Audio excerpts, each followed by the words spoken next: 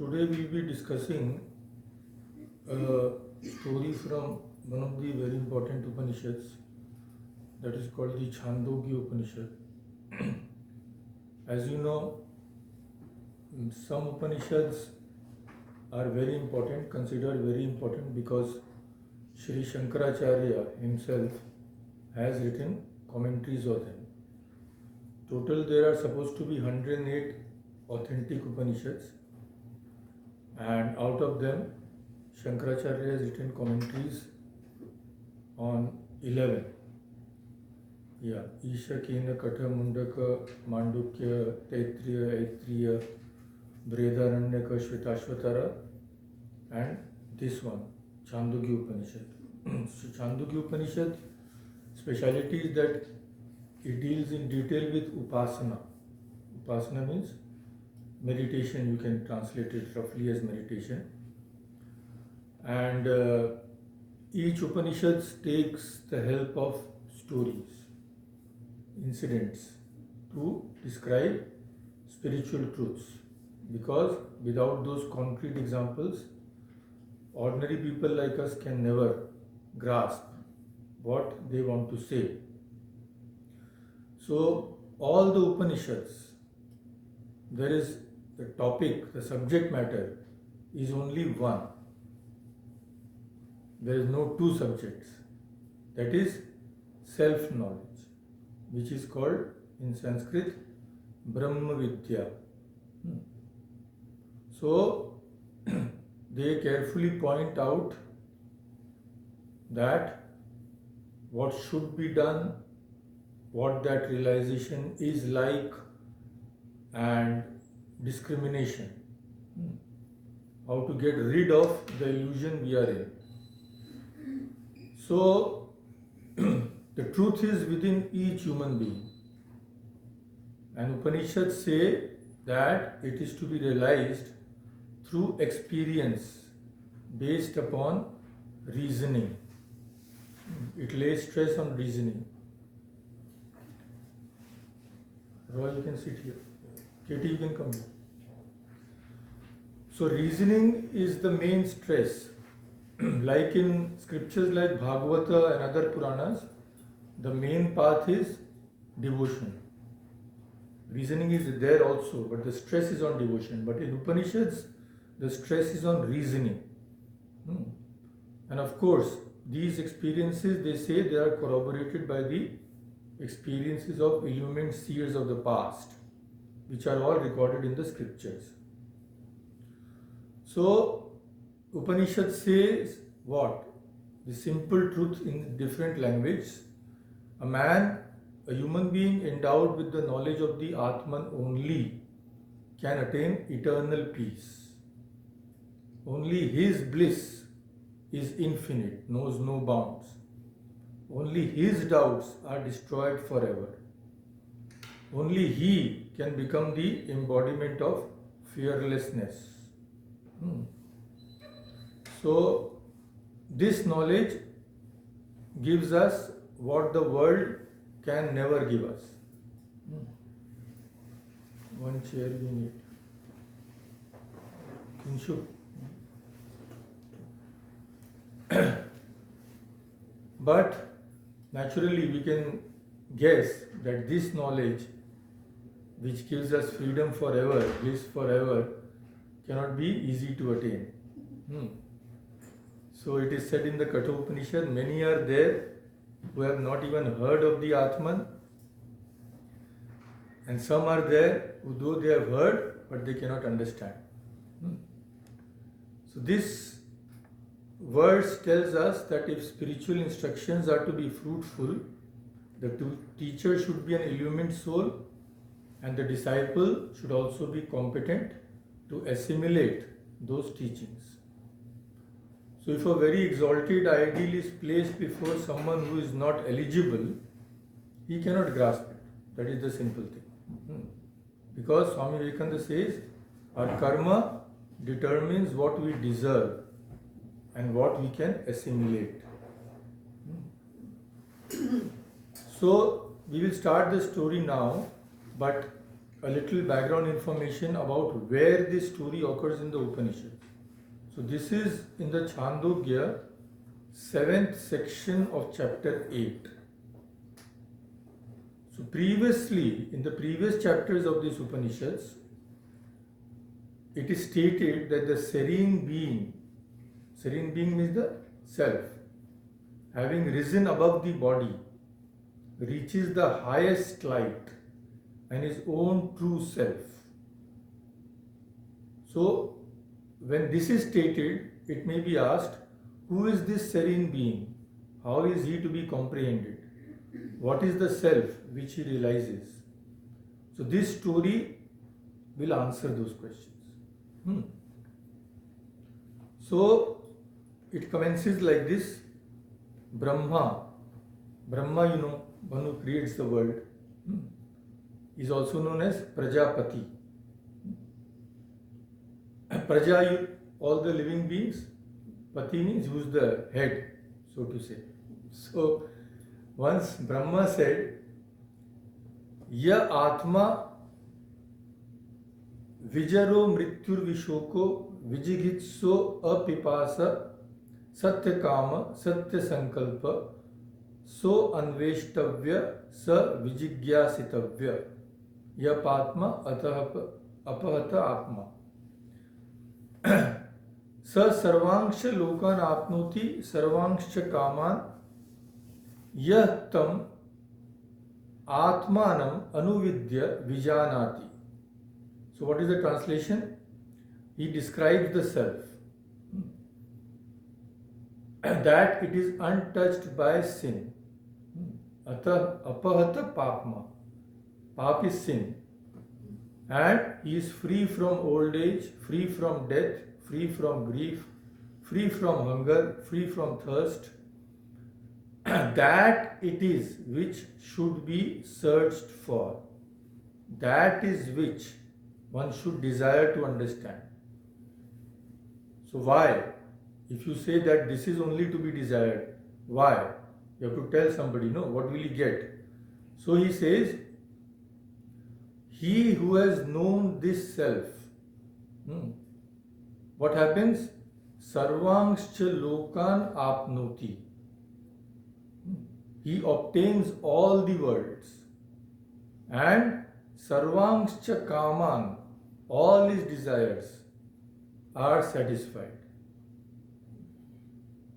So naturally, when you tell like this, people will be eager to know that knowing this, all the worlds will be mine, everything I want I will get. So when he said this, the gods and the demons both heard it. Both wanted, oh, then we should get this. Our head should go, learn it and teach it to all of us. So they said, let us search for that self, by knowing which one attains all the worlds and all the desires. So among the gods, who is the head? Indra is the head. So he went out representing the gods, and the demons were represented by Virochana. So the gods, Indra did not tell Virochana, Virochana did not tell Indra that he is going. So they went to Brahma separately with faggots in hand. Faggots means pieces of wood. What does it represent? That when rishis used, earlier they used to perform sacrifices. So they always needed wood. So disciple would go with faggots means in order showing a spirit of service. So they went, now 3 points are mentioned. First, they left behind all their royal paraphernalia. They just went as ordinary folks. So both the king of gods and the king of demons, they were kings. So they did not lack enjoyments, sense enjoyments. But both left those enjoyments and went to Brahma. So this shows that the possession of self-knowledge is much more important than all the enjoyments of the world. Second, they came without telling each other. So each one thought, let me only get this knowledge, not the other fellow. This shows what? This shows jealousy. Why is this mentioned? You will connect later. And they came with fuel in hand, so as to denoting a spirit of service. So when they came, Brahma did not even talk to them first. No welcoming, this, that. Yes, of course, I will tell you nothing of that. He did not even talk. He just said, okay, you stay here for 32 years and practice austerities. No ice cream, nothing.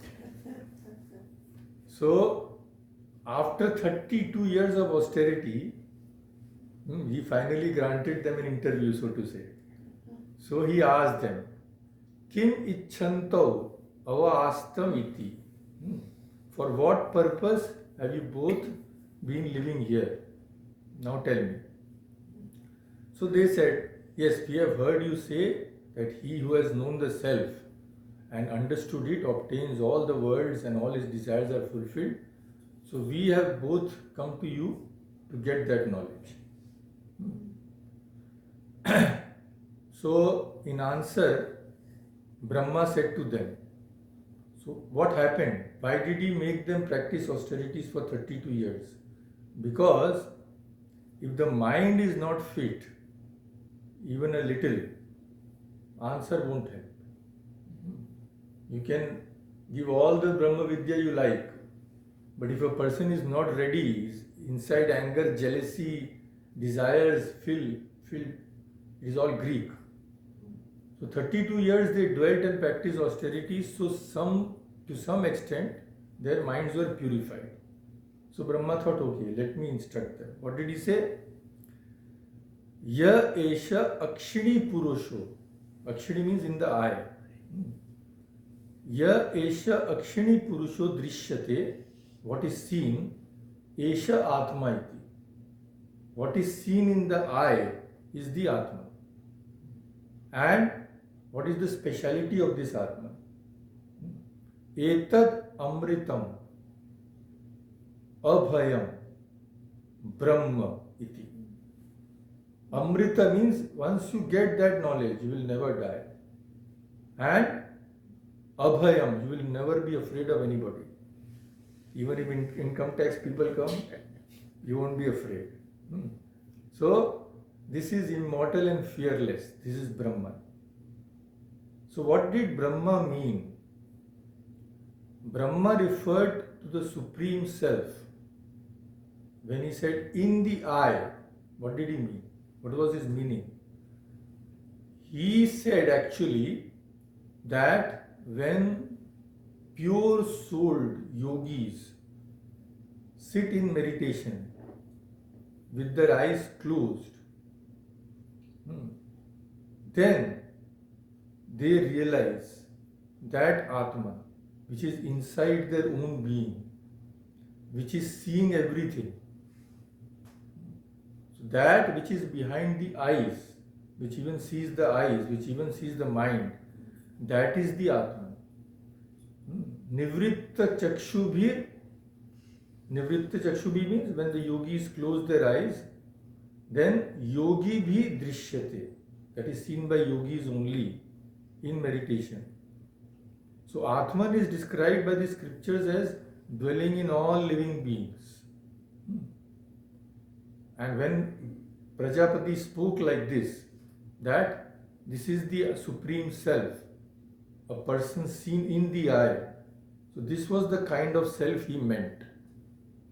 But although Indra and Virochana had spent 32 years, still they had not attained complete purity.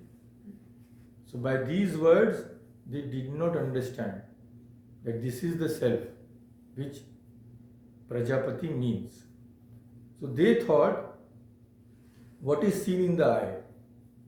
When I see something, when I see a book, what will be seen in the eye? The reflection of that book. Is it not? So they thought that the reflected image of that Atman is meant. That is the Atman. That reflected image is the Atman. Chhaya Rupam Purusham. they thought. Hmm. So then they thought, okay, the reflection is the Atman.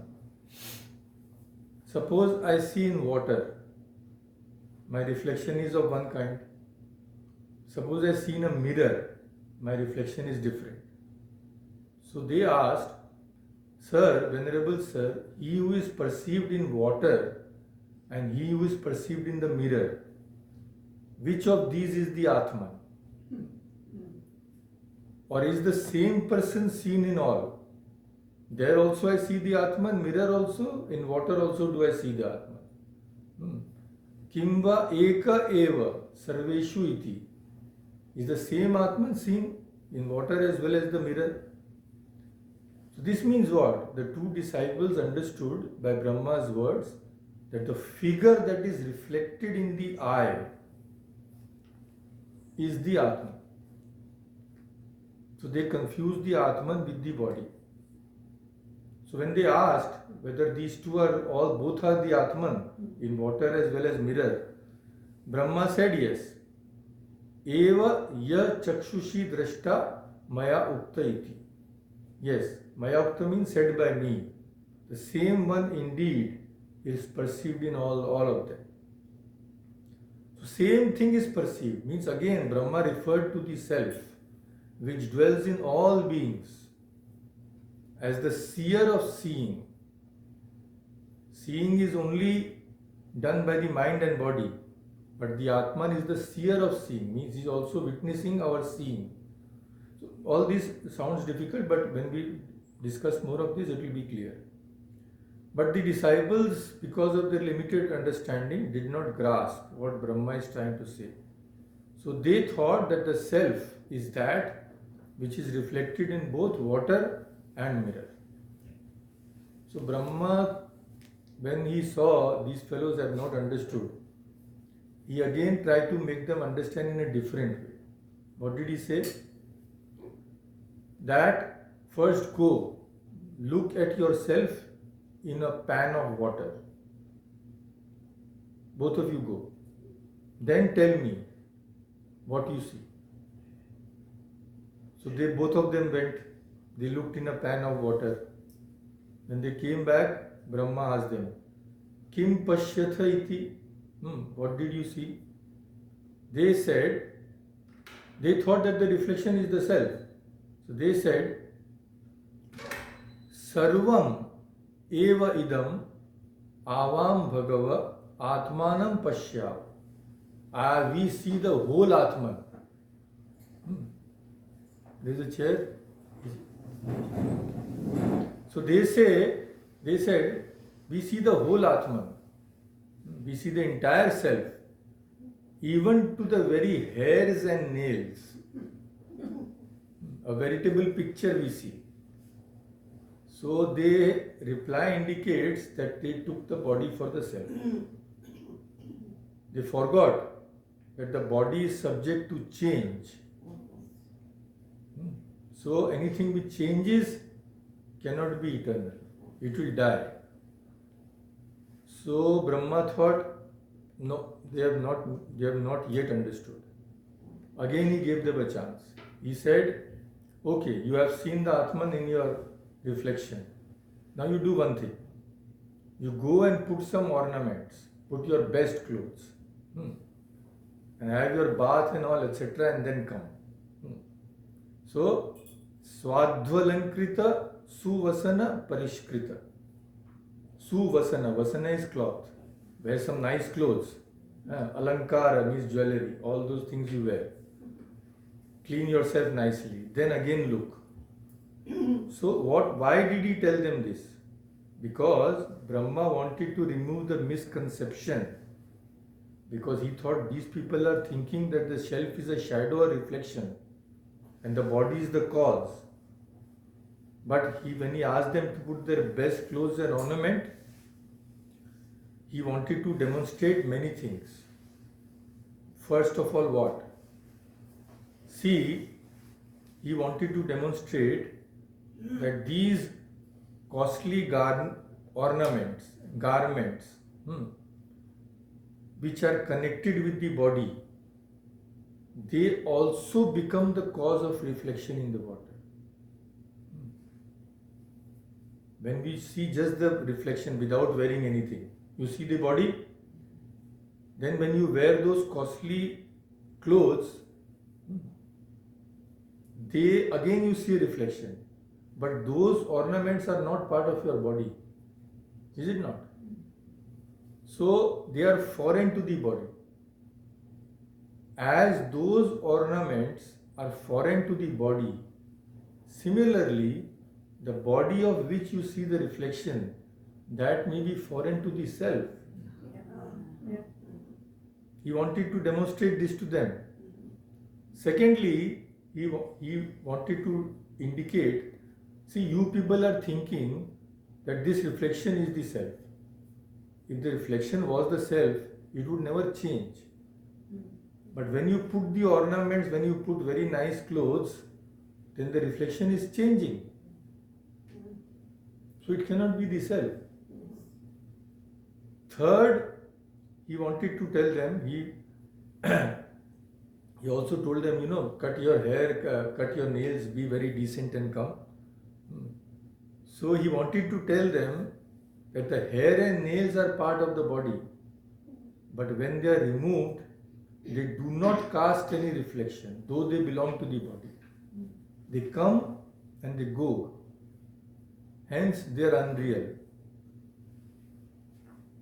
So, hair and nails are part of the body. They are closer to the body than the garments. Is it not? So, if hair and nails come and go, and they are part of the body, if something comes and goes, it is unreal. So if one part of the body is unreal, the whole body is unreal.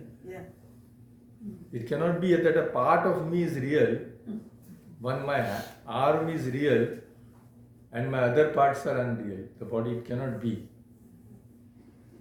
Not only this, it is also to be understood from this illustration that to carry this argument further, that whatever is thought of as belonging to oneself, body, we love the body, why? It belongs to me. But if you carry this imagery further, then whatever we think belongs to ourselves, when we say my happiness, my sorrow, I love this in that person, it is my love. I hate this in that person. So similarly, just like the body is not the self, which we think of as mine, similarly, all these things, pleasure, pain, love, hate, etc., they also cannot be the self. Why? They come and go. Is it not? They cannot be a part of my real self. So all these things he wanted to tell them in an indirect way, by telling them that good ornaments you wear, have a nice shave, cut your nails, and then come and see your reflection. But on seeing the reflection for a second time, Indra and Virochana saw, just as we ourselves are well adorned, well dressed and clean, O Venerable Sir, these two reflections are also well adorned, well dressed and clean. So Brahma again told them, okay, Esha Atma, this is the self. Etad Amritam Abhayam Iti, Brahma.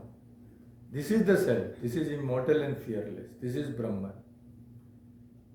But they could not understand. They thought we have found the real self. They went away. So Brahma had already declared that the Atman is free from sin, sorrow, death, hunger, thirst. He had already told that, Etat Amritam Abhayam. Then he had described the self as the person seen in the eye. Lastly, by means of the pan of water and ornaments, etc., he had tried to show that the body and its reflection are both subject to change. So they cannot be the Atman. Still, Indra and Virochana could not realize the real self. Why? This shows that their minds were not yet ready. Some obstacle was there. So Brahma thought, okay, let them go. So we may think, why did Brahma let them go? Because even if he had told them at that time, they would not have understood. So Brahma thought, okay, let them go. Mad vachanam sarvam punah punah smarato. When they go, they will reflect on my words. So what will happen? Pratibandha kshayat cha. All the obstacles may be slowly removed. All the hindrances will be removed. If I tell them immediately they have not understood, stay another 32 years. Poor fellows, they will get depressed. Is it not? They will completely leave, then say, okay, we don't want, we are going. So Brahma thought, let me give them some rest and let them reflect on the meaning. But when he saw them going, he also told one thing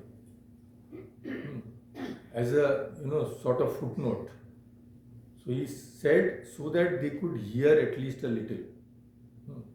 Maybe they will hear and they will reflect on that. What did he say?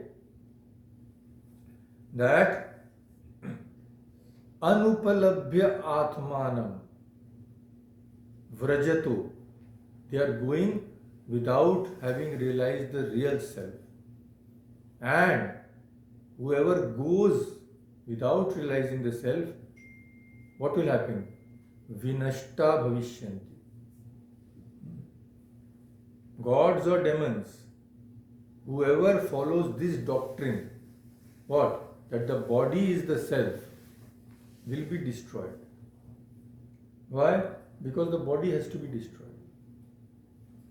So when I think I am the body, when the body is destroyed, I think I am also destroyed. So Brahma, what he meant, those who think that the self is nothing else but the body would be deflected from the path to liberation and they would be spiritually destroyed. So whether they heard or not is not mentioned, but Virochana was very glad. And he went to the demons and told them, I have found the self, no problem.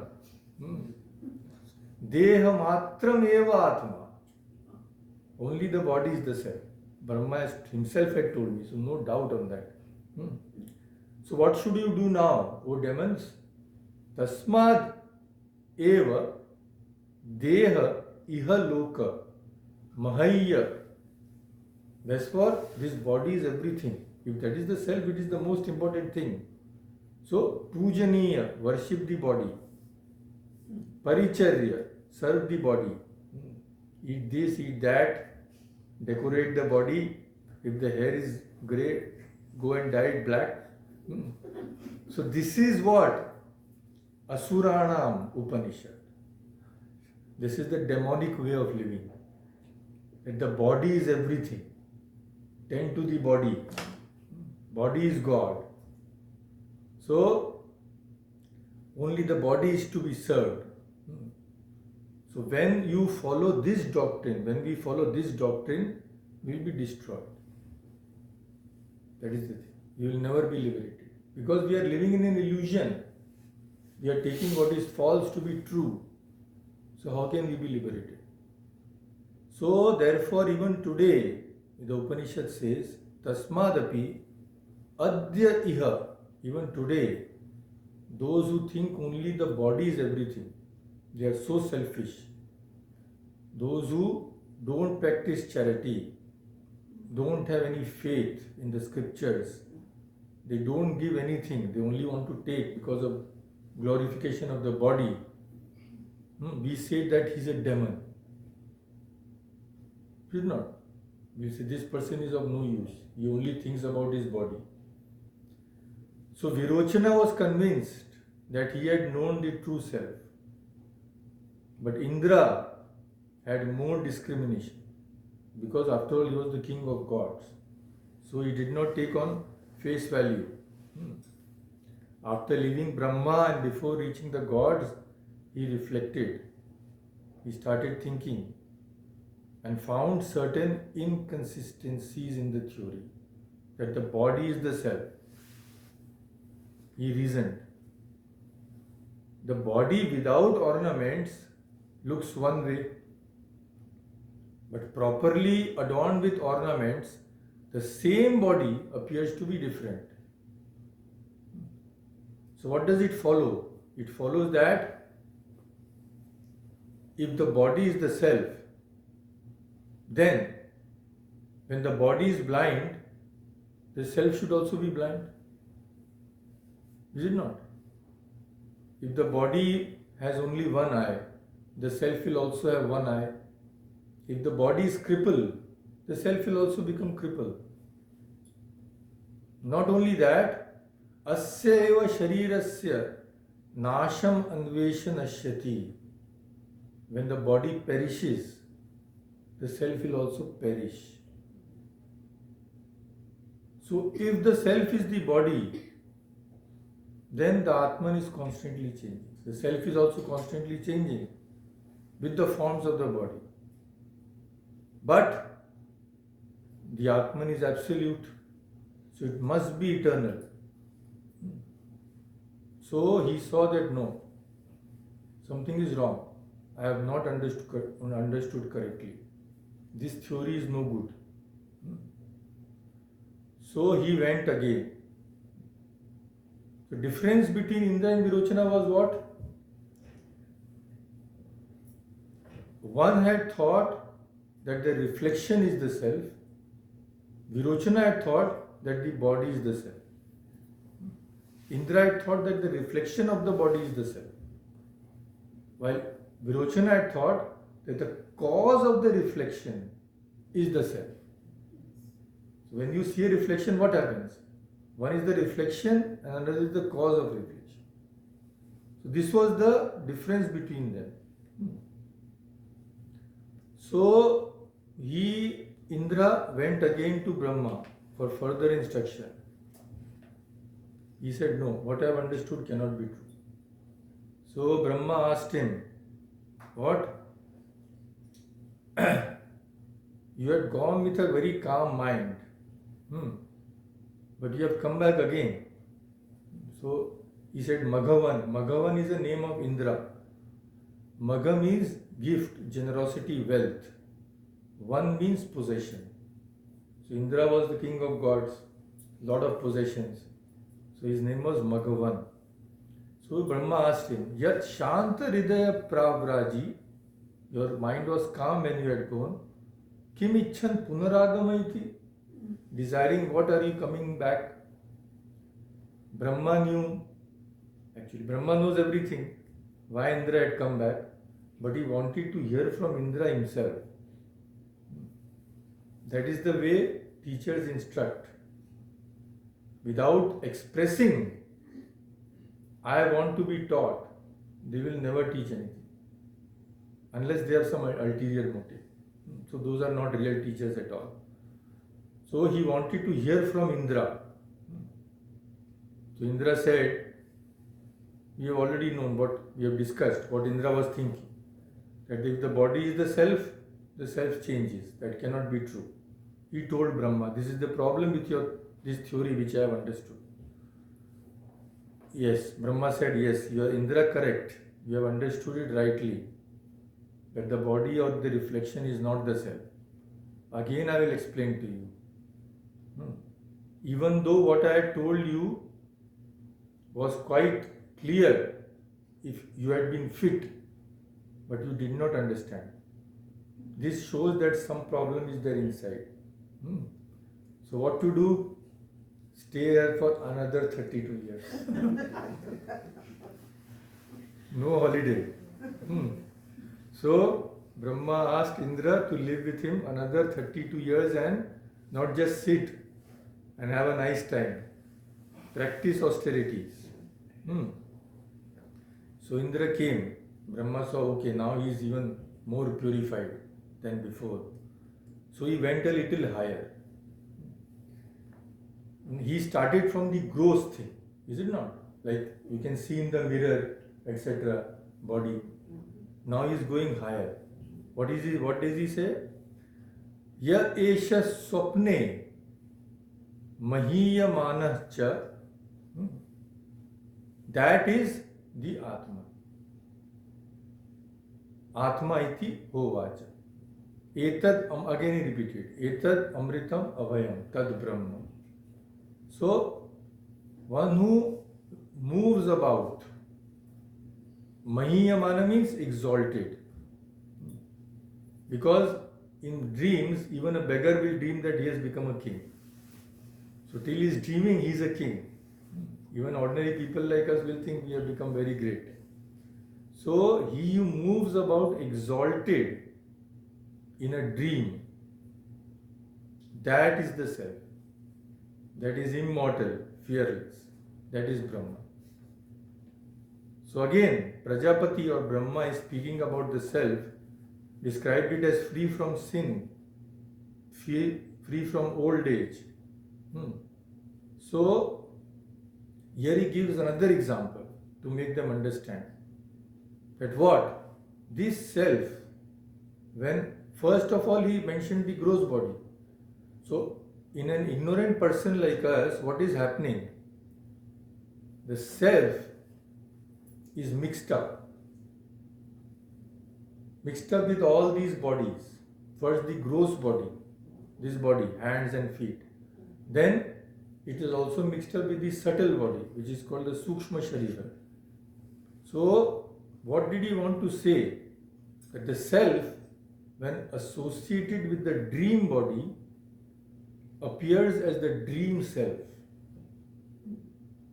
When it is associated with the waking state, it appears as the gross body. But when we go to sleep, what happens?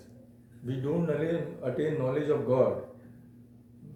We enter a different realm, that is the dream world. So what is happening? The self is not free. He is identifying, although the identification with this body has gone in the dream, but he is identified with another body, which is called the dream body or the subtle body. So this is one step higher than the gross body. The dream body does not have the defects of the reflection considered as self. Reflection, what was the problem with the reflection? That once you put on ornaments, good clothes, the reflection changes. But here that defect is not there. Dream body does not change, as it were. It changes with the dream, but not with anything put on the gross body. Is it not? So, Indra received this instruction. Indra was aware that the dream self was also a victim to various sorts of suffering. He thought that, okay, I understand that the self is not the gross body. But he again thought about that. Whether the dream body can be the self. First of all, he had gone. When he was told that the dream body is the self, he was satisfied. Okay, this is the Atman. But again, as soon as he went, he started thinking. Okay, dream body, Brahma is telling is the self. So I had told Brahma that the gross body cannot be the self, because the gross body becomes blind, the self becomes blind. If the gross body has a cold, the self will also have a cold. So he said, this is not there in this body. If I am blind, my dream body does not become blind. That is okay. But in dream also, sometimes I see that a tiger is chasing me. Sometimes I see I am in great difficulty, in great danger, and I suffer. Because in dream also, when we are dreaming, we forget. So Sri Ramakrishna says in the Gospel that suppose in a dream you are seeing a tiger is chasing you, even after you get up, you will find the heartbeat is faster, and you suffer in dreams.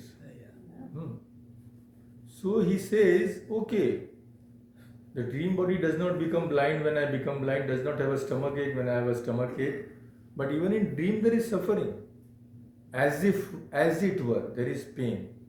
So the self weeps, as it were, as if weeping, not really. Why not really? Because Brahma has told this self is abhaya, it cannot have any fear. So Indra knows that if I am suffering in dream, the dream body cannot be, the suffering cannot be real. Because Brahma has told that the Atman cannot have any suffering. So then Indra thought, although the Atman cannot have suffering, but still I suffer when I am dreaming. So dream body cannot be the self. Is it not? So he again went to Prajapati. So Prajapati Brahma thought, I have explained to him twice.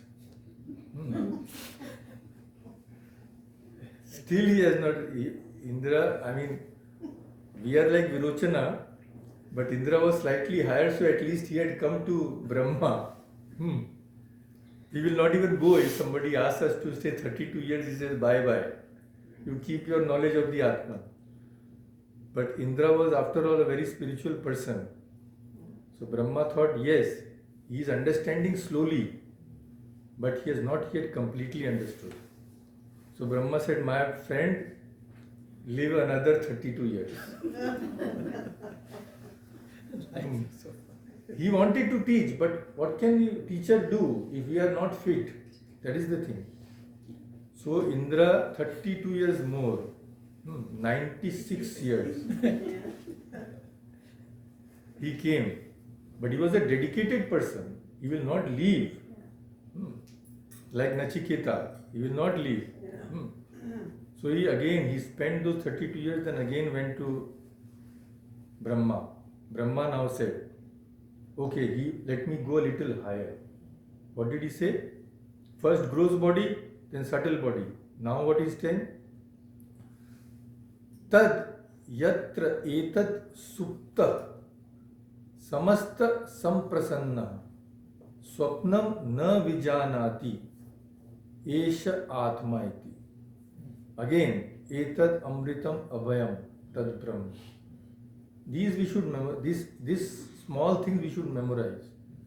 Etat amritam abhayam. That is Brahman. So he said what? Tatra etat supta. When a man is asleep, in deep sleep, withdrawn from everything, samasta, samprasanna, is serene. In deep sleep, no suffering. Anything happens, we are not affected. Why? Swapnam na vijanati. He does not dream also. That is the Atma. That is immortal and fearless. So again, what is Brahma trying to say? That person who is the seer in the eye, and this one who, being adored, moves about in dream, is the same person who, when asleep and when he has all the organs withdrawn and is tranquil. So earlier when we had discussed the gross body, subtle body and causal body, we had seen, that was years ago, maybe you have forgotten. So why do the scriptures discuss that? Because just by this discrimination, a person can attain the Atma if he is fit. So here also, what is Brahma trying to tell? That Indra, you have already known that the self is not the gross body. You have also realized that the dream body is not the gross body. So what I am trying to tell you, the one person who is common to all these bodies, is the self. When you are waking, your self is there. When we are dreaming, the self is there. When you are sleeping, deep sleep, the self is there. So what is common to all these things? It can only be the Atman. The hand and body cannot be the Atman, because when we are dreaming, we forget. The dream body cannot be the Atman. Why? When we are in deep sleep, we don't even dream. So something which is common to all these states, which is there when you are waking, dreaming, or in deep sleep, that is the Atman. He wanted to tell this to Indra.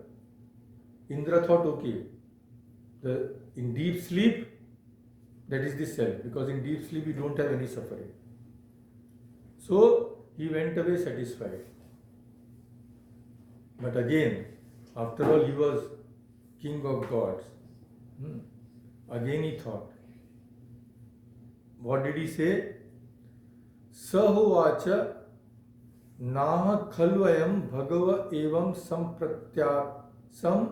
sampratyatmanam janati.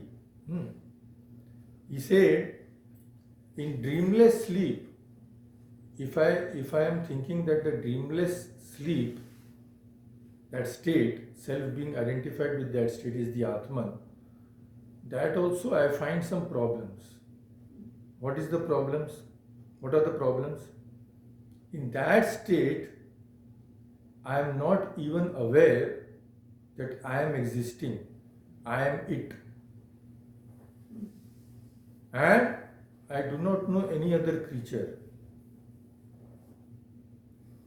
I know nothing practically. So, in the absence of the consciousness of a specific object, what Indra is thinking, that if there is nothing to be known, the knower is also not there. If there is nothing which I can know, then Indra thinks, then I also must have been destroyed. Because in deep sleep there is nothing to know. What will you know in deep sleep? So Indra is thinking that since there is no object to know, the subject is also non-existent. Means I become utterly annihilated. I am no longer there. So this also cannot be true. Brahma has said that the self is always there. But in dreamless sleep, I can't find myself. Where have I gone? So because there are no objects to be experienced. So Indra thought that in dreamless sleep, myself becomes non-existent. So how can dreamless sleep be the Atman? So he thought, no, this is also misunderstood. I think I misunderstood again. Let me go to Brahma again. So Indra returned to Brahma. Brahma thought, thrice I have told. This fellow is not understanding. But he is very near. Just one step and he will understand. So this time 32 years are not necessary. He said, just stay with me for 5 years only. This small thing in your mind, which is being obstruction, that will also go. This will be the final instruction. So, what the Upanishad wants to say, that through great effort and toil, Indrana api, even the king of the gods, he had to work hard for 101 years. Then he got this knowledge of the self.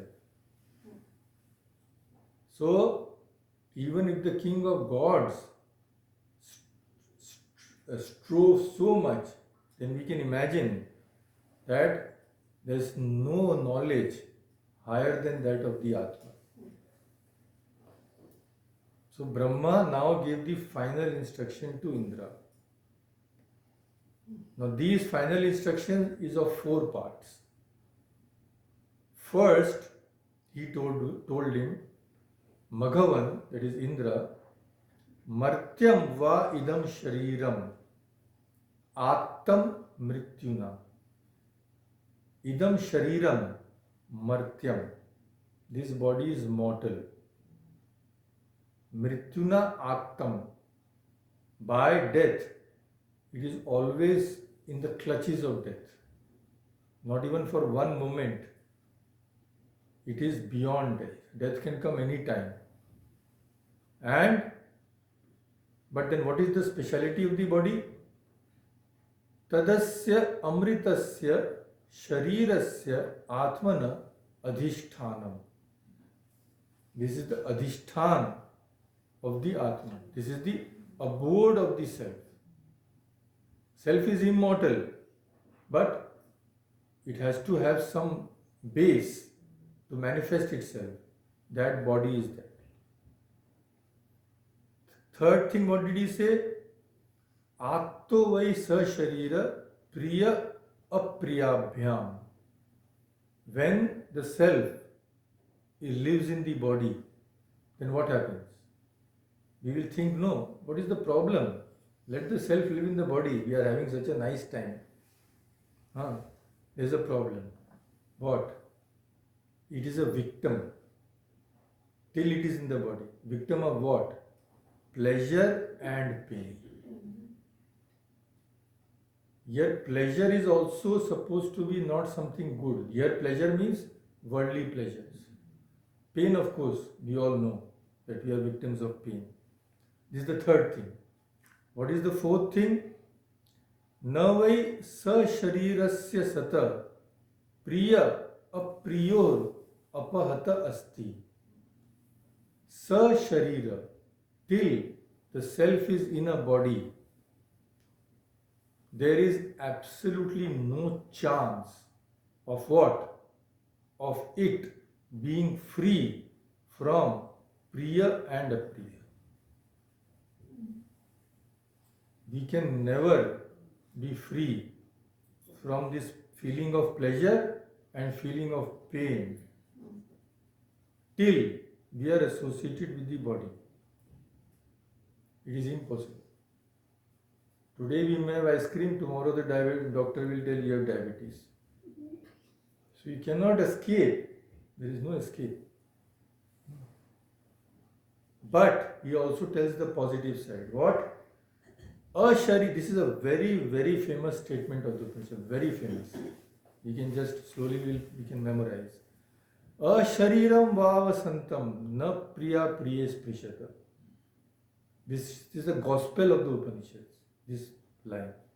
But neither pleasure nor pain can touch someone who is not identified with the body. Nothing can touch him in the universe. Such a high state he attains. This is a very famous statement. Ashariram vavasantam na priya priyes prishata.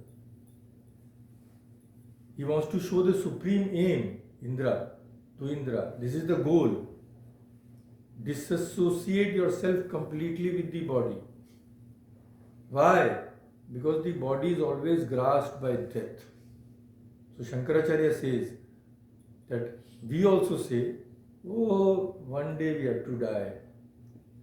But Brahma is telling in a more graphic way that you are always in the clutches of death.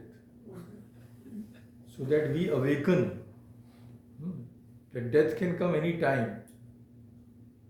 And he says this body is the adhishthan. It is the abode of the self. So we have already seen there are 3 kinds of bodies. Gross body, subtle body, causal body. They function in waking, dream and deep sleep. But the self in its true nature is free from death. Means what? It is free from all the characteristics of the body. Body may die, body may have cold, body may have stomach ache. Self cannot have that. So, who is entering into this body, embodied? Who is becoming embodied? Shankaracharya says, embodiedness. This is not a word in English, but just to explain, I am telling. Embodiedness means the state of being embodied for the self, which is naturally unembodied, which is naturally without a body. So when we say that the self has become embodied, self is now in a body, what does it mean? This means the self thinks itself to be the body. This is called identification with the body. When we identify ourselves with something which we are not, the reason what? There can be only one reason. What it is? Indiscrimination. Shankaracharya says, what is the reason? Aviveka. There is no viveka. Because there is lack of discrimination, only the self can become identified with the body, otherwise it can never be. Actually, it has no connection with the body, but there is confusion. Because of this confusion, it is thinking, I am the body, I am eating this, I am eating that, I am having this pain, that pain. So this identification with the body due to lack of discrimination is called the self being embodied. The self actually does not go and enter the body. That can never be. Self is already present everywhere. Where will it go? Where will it come? But through ignorance, it becomes as if a separate entity and becomes identified with one body. Because of this mistaken identification, the self becomes a victim of pleasure and pain. That is it. So if I am in this house, if there is a fire in the house, if I am imprisoned, if I cannot escape, what will happen? I will burn. Same thing is happening. We are in this, caught in this body. The body has stomachache. I don't have. Still I suffer. When the house catches fire, I am not the house, but I have to burn because I am imprisoned here. Similarly, though we are completely beyond suffering, since we think we are the body, we are imprisoned in the body, we will continue to suffer when the body suffers. There is no escape. We try to evade suffering through hundreds of means. But this is the root cause of suffering. If it does not go, this mistaken identification, our sufferings can never go.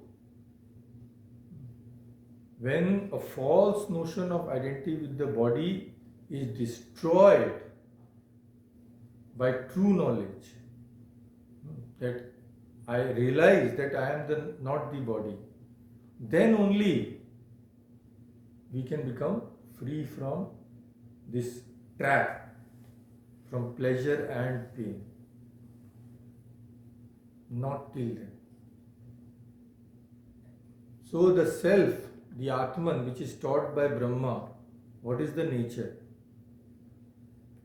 It is a non-dual entity. Because the self is infinite, there cannot be two infinities. It is entirely spiritual in nature. There is no matter in the self. Subtle matter, gross matter, or any kind of matter. Because there is no matter will always be subject to destruction. This earth also, Swami Vimohananda says, one day it will be just blown away. Nothing is eternal here. But since the self is completely free from the slightest touch of matter, it can never be destroyed. And of course, it is free from old age and death, hunger and thirst, which are all the characteristics of the body. This is the Atman, Ajaram, Amritam, Abhayam. But just due to a mistake, through ignorance, the favorite example of Vedanta, what? Snake in the rope. Yeah. Yeah. In the rope, the snake was never there. But we are seeing. Similarly, the pure Atman appears as the embodied self and becomes a victim, as it were, of pleasure and pain. As it were, because actually it is never subject to pleasure and pain. Even when in the body, it remains pure, but it is the confusion is there, misunderstanding is there. So this was the knowledge which finally was understood by Indra. So there is still more of this, but we'll have to leave the details because there is no time. So this truth regarding the nature of the self is indeed hard to comprehend. It is not our fault. This thing is very difficult for anybody. So why? How is this being shown? Even the king of the gods, though instructed by means of the examples of the pan of water first, then dreams, then deep sleep, even the king of the gods became confused. And Virochana also was, although he was the king, demon, but must have been intelligent because after all he was the king of the demons. He also regarded the body as the self. So, finally, Shankaracharya, what does he say? Actually, this is in the middle, but I have left it for the last. This is a sort of conclusion that so, since it was difficult even for Virochana and Indra, what to speak of ordinary people? Kim anye kshudra jantava, like us, ordinary people, viveka hina, we have no discrimination. Swabhavata eva bahir vishaya aparita chetasa. This is very important. Why are we in this condition? Why? Because we have no discrimination. Bahir Vishaya, the objects of the world, aparita, have kidnapped what?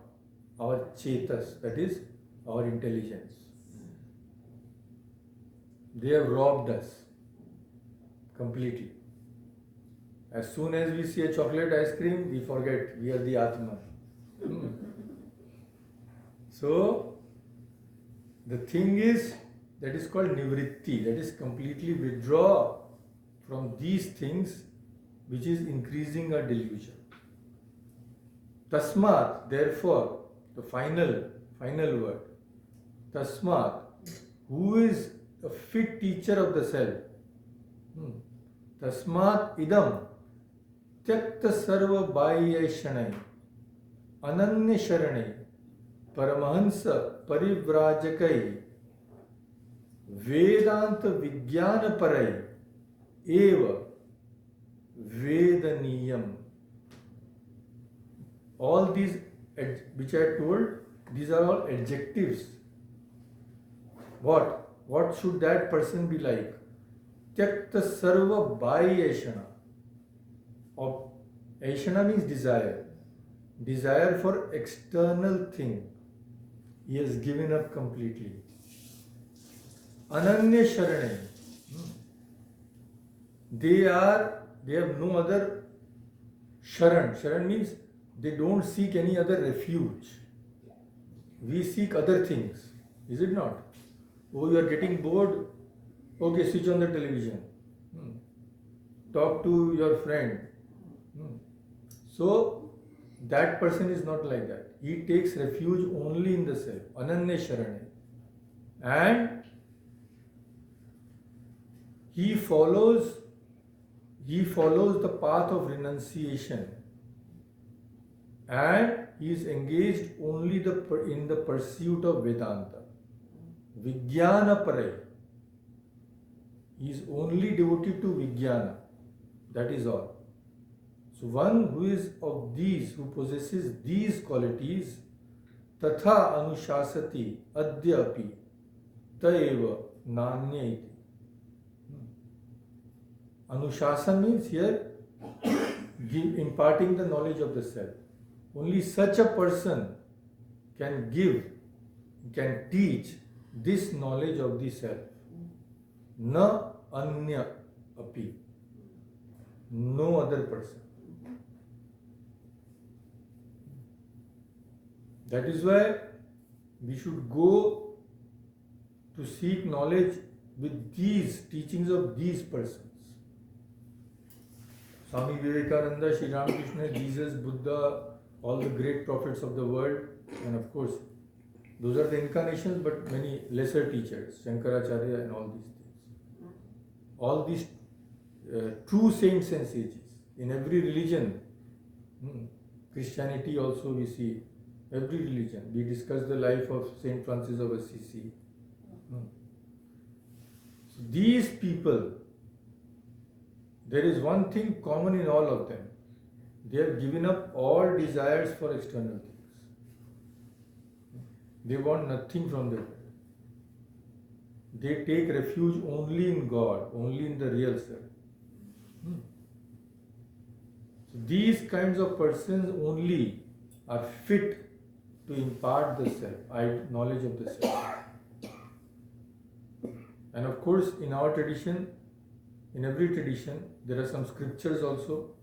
Christianity, there is Bible. Hinduism, of course, there is no end to these scriptures. So, from these teachers and from the scriptures, only we can know about the self. That is the only source. So, with this teaching is concluded. So it leads us gradually. We will not realize because we are not yet fit. But it is good to hear. One day, someday, that days will have to come in each of our lives. And this knowledge of the Upanishad, Swami Vivekananda wanted to propagate. This is the Bible of India, he used to say. This is the supreme knowledge, there is nothing higher. So constantly hearing, constantly reflecting, and constantly trying in whatever way we can, one way, two ways. Nobody is such a great soul that he can give up everything like all these saints, but we can slowly try. So at least we have the direction, is it not? Otherwise it is just darkness. This is the great service which saints and sages do to us. So let us stop here today. I think you had enough. You will not stay 32 years here, I know. Om Shanti Shanti Shanti Hari Om Tat Sat Shri Ramakrishna